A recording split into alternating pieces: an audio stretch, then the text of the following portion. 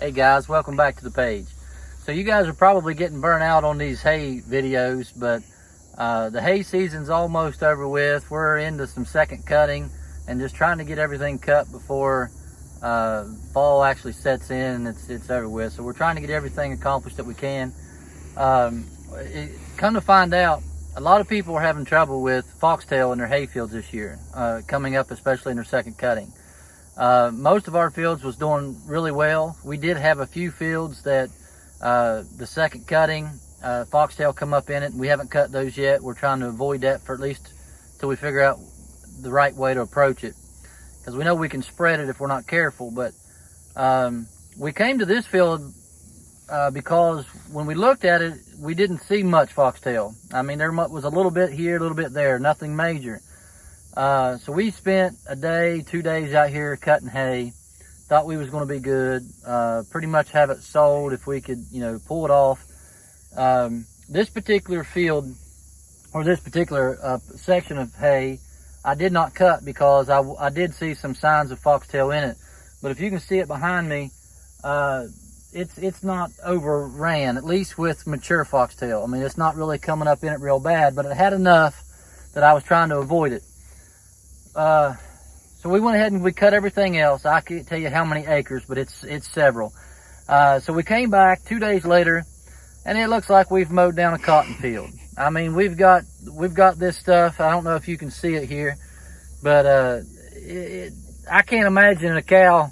My cameraman's starting to lose it on me, but I can't imagine a cow or horse eating this stuff. It's like hair, and I've shared with you guys in a video earlier this summer that we're just getting back into this, and so we've got a lot to learn, and we're kind of showing our ignorance here, but it is what it is. We got a lot to learn, and the hay looked pretty decent. I didn't think it was that bad. I mean, we're not talking alfalfa and Timothy, but I thought it would be okay. And it appears, now I'm going to go on a limb and say that this is probably foxtail that just hasn't matured to the seed head, and when we cut it, this is what we end up with. So you guys help me out. If you know what this is, leave it in the comment section. When I get home tonight, I'm going to get on Google. I don't have my phone or internet right now, but the first thing I'm going to do is get on Google and see what this is. I'm just going to go out on a limb here and say that we've probably spent the last couple of days burning fuel, but I mean, it's funny. You just have to laugh to keep from trying. But I'd love to get home and look this up on Google and have them tell me that cows and horses go crazy for this. But I'm gonna say that they ain't gonna eat this. This is like eating a cotton ball. But anyways, you can see here I kind of got catfish, so to say. It looked like it was going to be decent hay. Man, when this stuff started drying out, it just looks like cotton. So we're pretty disappointed, to say the least. I think what we're going to do is just go ahead and just finish cutting what I didn't cut. Just go ahead and cut it all, and we're going to have to come back in here real soon this fall, and we're going to have to lay down some lime, do some soil samples, and definitely maybe try to do some overseeding so that we get something coming up next year, next spring. If this is actually weeds, to kind of crowd out the weeds so that the good stuff starts to grow, get our pH up in the soil. The same farm, we seem to do really good on our first cutting. I mean, the first cutting seemed to be great, and second cutting, I don't know. It's either everybody, and I guess including us, is dealing with foxtail, or this cotton looking stuff. I don't know. But anyways, we're disappointed, to say the least. But we appreciate y'all. We want to bring y'all along, and like again, we're showing our ignorance, but it is what it is. We're learning. This is our first summer back to farming and putting up hay and getting into this, and we're learning the hard knocks way. But we appreciate you following us. As soon as we find out some more information, we're gonna let you know.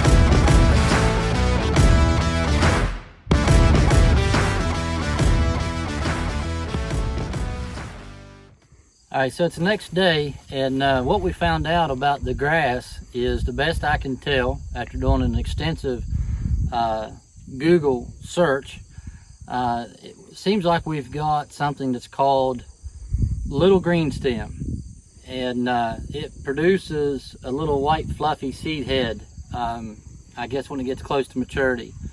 We would have probably been better off to mow this at least a couple weeks earlier than what we did. I guess it could be worse. They say that cattle and horses do eat it. It's very palatable. It's fair to good in the protein, but it is high in fiber. Whatever good that does. But they do say that the cows do eat it.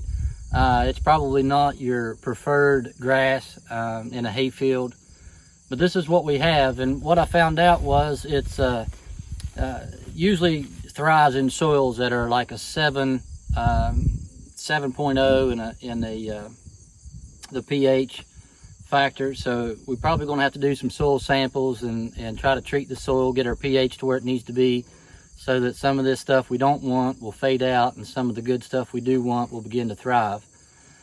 I kind of wrestled back and forth with even baling it. As you can see, we did go ahead and rake it up, and we're baling it. And it's not horrible. There is some white fuzzy stuff in it here and there. I'm not sure if some of the buyers that we have are going to be interested in this or not, but I went ahead and baled it and got it up off the field. Lessons learned. We'll try to do something about it next year.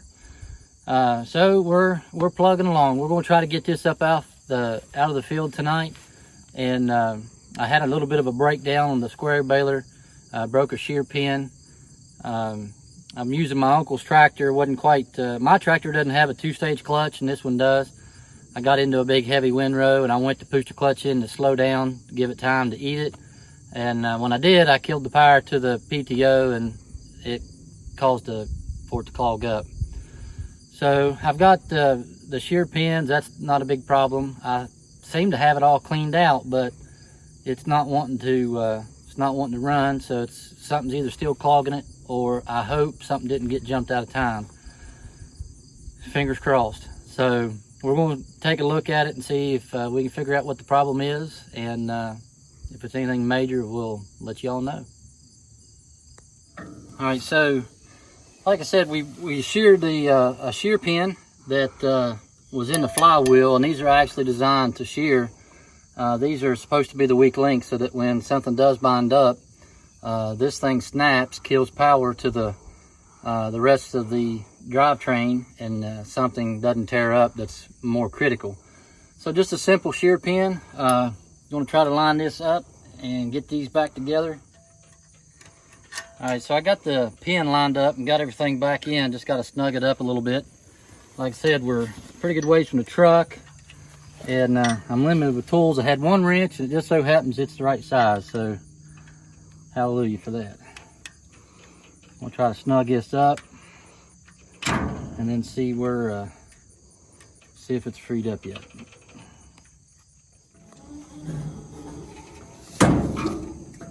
Seems like it's running now.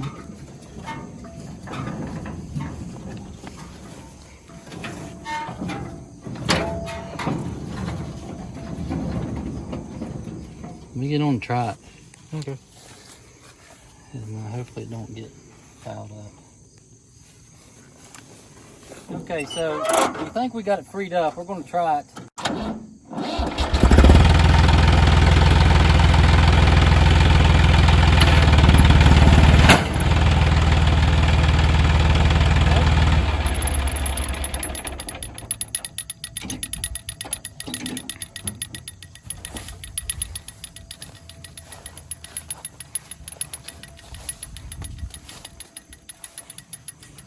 Don't understand.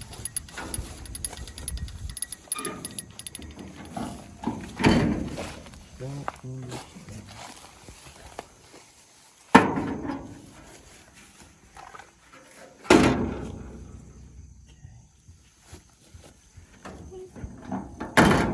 Now we ought to be able to see something. Okay. Roll it back a little bit in. All right, hold that. All right, so I'm not sure if you guys can tell, but there is, right there where my thumb is, this thing has slid over and it is causing the plunger arm to hit that. And I'm not sure, it's made to do that, so I'm not exactly, I'll have to investigate and see just exactly what all that is and what it's for. But so I'm gonna try to get it slid over and back into its rightful place. You can see there how I'm moving it.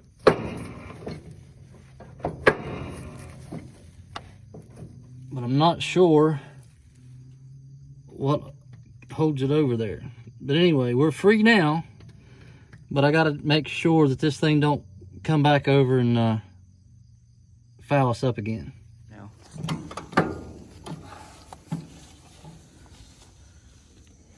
Okay, so what it is, that's actually a linkage. It goes to our tie arm that runs the twine needles so that it ties the bale. And so it seems to be a simple fix if it didn't jump out of time somehow. I'm hoping it didn't. I'm hoping we can just kind of get things back in sync and we'll be back up and running, but we'll see here in just a second. All right, so this is going to be take 2.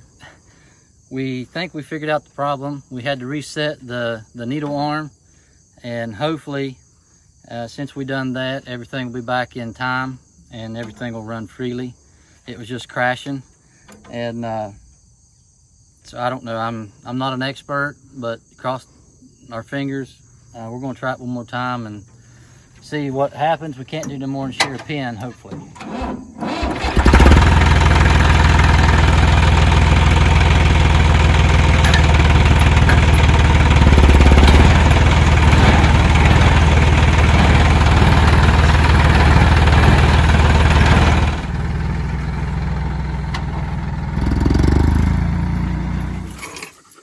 All right, guys, so here's the deal. There's just 3 of us here, the Veltre boys, and Ian is the smallest feller, and so he's not gonna be able to throw a whole lot of the hay bales, so we're gonna put him driving truck. Little E is gonna be stacking, and I'm gonna be throwing the bales on the trailer. No, he doesn't have a license, but we're not on the highway, so we're good. Let's get it.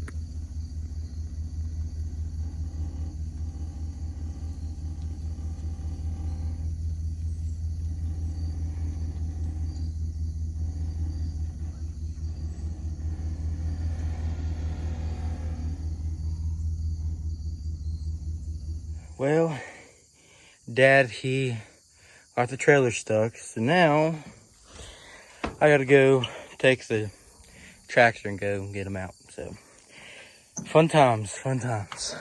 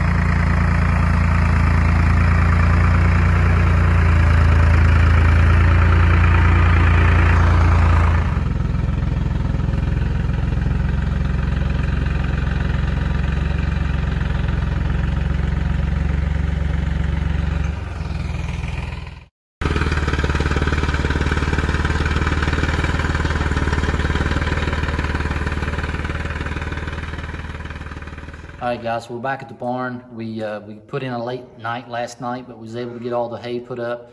Actually, I already sold some of it this morning. So everything's starting to look up. It seemed like we was going to have a stressful time there for a while, but the Lord's good, and it all worked out. We're learning a lot about the different grasses that we have. We're learning about our equipment, and so all these struggles we are able to learn from them, and I think that's the most important thing. One of the things that I appreciate so much is, even though it looked like, and it was, a lot of hard work, I was able to spend time with my kids, as you've seen there in the video, and I think that's just it's so important to get these kids out and let them get some real life experience, and not just sit there on Xbox or PlayStation, Facebook, whatever it may be. And it's good that they're not living in the metaverse and just living in real life. And I love it. You know, we're out there learning how to do things and hands-on. And so again, we're blessed. But we're going to keep doing it, and hopefully we'll keep learning, and things are going to get easier. But we really appreciate you watching our videos and just following along with us, and we'll see you next time.